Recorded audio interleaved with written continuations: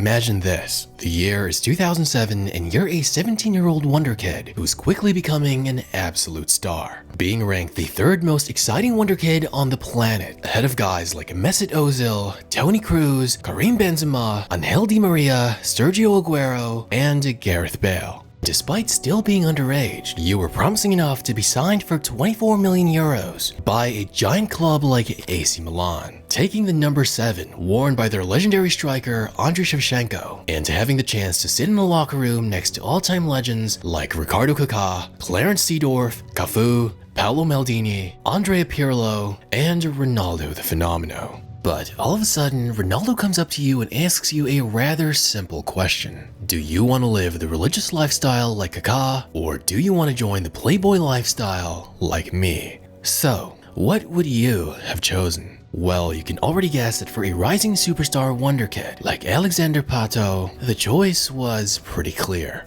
But brushing aside just how incredibly wild Ronaldo's question was, back in the late 2000s, very few Wonderkids at that point in history were as big as him. Now we hear that word being tossed left and right for what seems to be an almost endless amount of youngsters. But back then, Wonderkid was a term saved only for the biggest anomalies in football. In Brazil, Alexandre Pato was blowing up at an unprecedented pace. At 16 years old, he was signed with Internacional in Brazil's Serie A, immediately forced to go up against guys who were at least 4 years older, since he was the youngest in the entire league. And the hype would get even more out of control when, during his debut, Pato scored during the very first minute right after kickoff, then proceeding to absolutely toy with defenders, dribble around the entire team, and provide 2 assists before being subbed out in the 77th minute. Not only did Pato show his talent, but he also satisfied Brazil's love for showboating. Plus, he was, comparatively speaking, an incredibly handsome and marketable star. Pause. But the hype would only explode further when Pato would break Pele's long-standing record as he became the youngest player to ever score in a FIFA-organized competition, doing so at 17 years and 102 days old, achieving the record 132 days younger than the Brazilian legend. The amount of hype Pato had back then was insane. Not even a younger CR7 had that much attention. And the last time that Brazil had this type of expectation was back in the days of a teenage R9. I even remember my older brother telling me about how this Brazilian teenager was going to be their next generational talent. And I even came across the perfect example on Reddit, as this user recalls driving nearly 5 hours across Canada just to watch Pato play in the Under-20 World Cup. His potential and marketability was enough for AC Milan, despite all the other options available in the market at the time, to secure the teenager for an insane 24 million euros, which in 2007 was a lot. And at the beginning, it looked like even at that price, the young Pato was a steal. He scored in his very first organized game for Milan during a friendly against Dynamo Kiev. Then in his official debut in Serie A, he would once more manage to find the back of the net against Napoli, with 11 goal contributions in 20 matches as a teenager, for what was then one of the biggest clubs in the world in what was seen as arguably the most competitive league in Europe. Pato's international fame would further skyrocket, and he was getting attention not only from football fans, but even modeling agencies and especially women all over the world. Some of the biggest supermodels and actresses were stunned by his devilishly handsome looks, and he knew it, because his football career would, in some ways, end before it really even started. Because remember when Ronaldo asked Pato which lifestyle he preferred? Well, just a year later, another major influence in his life would appear in the locker room. Yet another Brazilian legend, and arguably the greatest party animal in football history, Ronaldinho. And he would be an even worse influence on the young Pato. But why is this important, you might ask? Well, because despite Pato's lifestyle at an incredibly young age, he was already engaged with his longtime teenage sweetheart, Brazilian actress Stephanie Brito. And they would get married by the end of the year. It was a grand wedding ceremony in one of the most exclusive venues in Rio de Janeiro. The couple spared no expense in the event, with former AC Milan owner and Italian president Silvio Berlusconi even helping pay for the extravagant wedding. But despite all that, the marriage only lasted a mere 10 months before the couple would file for divorce. And according to his ex-wife Stephanie, she broke up with him because of his constant partying with no other than Ronaldinho. Because by that point in Ronaldinho's career, he was basically done with football and just tried to enjoy his vices as much as possible. But the thing was, Ronaldinho would bring the young Alexandre Pato, who had yet to really establish himself and was just starting off his career, along with him in his nightly partying.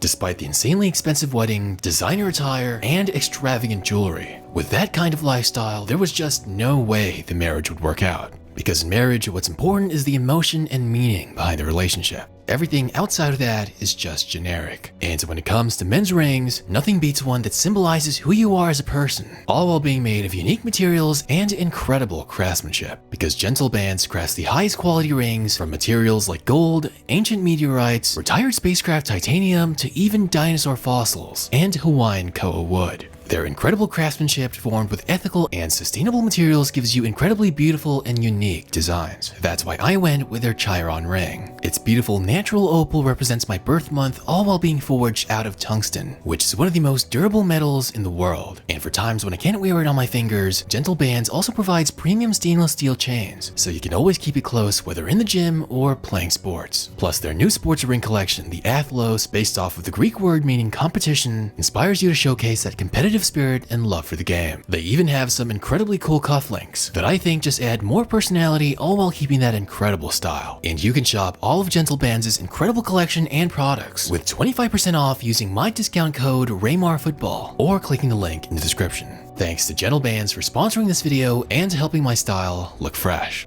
But in the 2008-2009 Serie A season, Pato would lead his club in scoring, providing a total of 24 goal contributions in 42 matches, even edging out a couple more goals than his teammate and fellow Brazilian, Ricardo Kaká. But unfortunately, who could have been the absolute best influence for the young star would soon depart the club, taking away the young Pato's possible last chance to stay on the right path. And what would only make things worse was that, ironically, Pato was expected to take Kaká's place and lead the club to success. And in hindsight, perhaps it wasn't such a good idea to put all that pressure on a teenager. But still, next season as a 20-year-old, Pato was holding his own in the twilight years of Italian football, averaging a goal contribution every 2 matches, having 15 in 30 appearances. However, another problem was arising, because in the 2010-2011 season, Pato would have his best year in Milan, having 20 goal contributions in 33 matches. But remember when I said Milan really put all their hopes into Pato replacing Kaká? Well, as wild of a young man as he was, for a time he actually took it quite seriously. He would basically force himself to play as many matches as possible, from the full Serie A season, every tournament in between, international duty, and even in summer tours, friendlies, and preseason matches. For a guy who was still maturing both physically and mentally, he would put his body in a lot of strain. Because despite that being his best season so far, it was actually cut short, as he was out for a total of 95 days and missed 17 matches due to injury.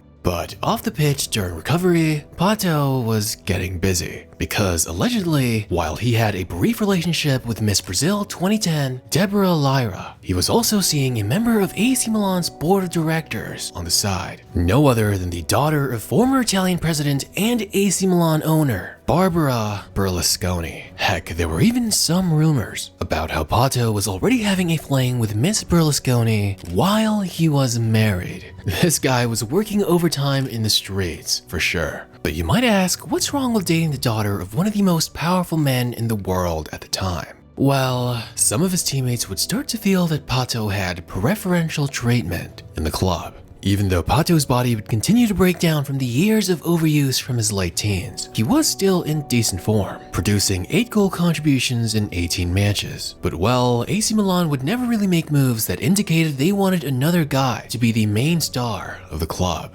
Instead of selling the ever-increasing injury risk of Pato, who was still young and had a lot of value before his health really was in question, or even finding another guy to try to be the star of the club, his relationship with Barbara meant that he was going to stay in Milan and they would continue to focus on him. And in hindsight, we can really see how poor personnel management has been a really major factor in AC Milan falling from its once incredibly mighty heights, as club legends like Alessandro Nesta, Clarence Seedorf, Filippo Inzaghi, Gianluca Zambrotta, and other good players like Thiago Silva and many more would eventually leave. and the club would lack the success and finances to replace them. That's a whole different topic though, because well, by the time Pato's relationship with Barbara was over, which by the way was the longest in his life at the time, a record 2.5 years, it became apparent to many that Pato was simply too much of an injury risk. An insane 166 days out and missing 41 matches by 2012. That along with the many rumors of Pato's philandering and partying lifestyle, many clubs across Europe were cautious to bring him on board.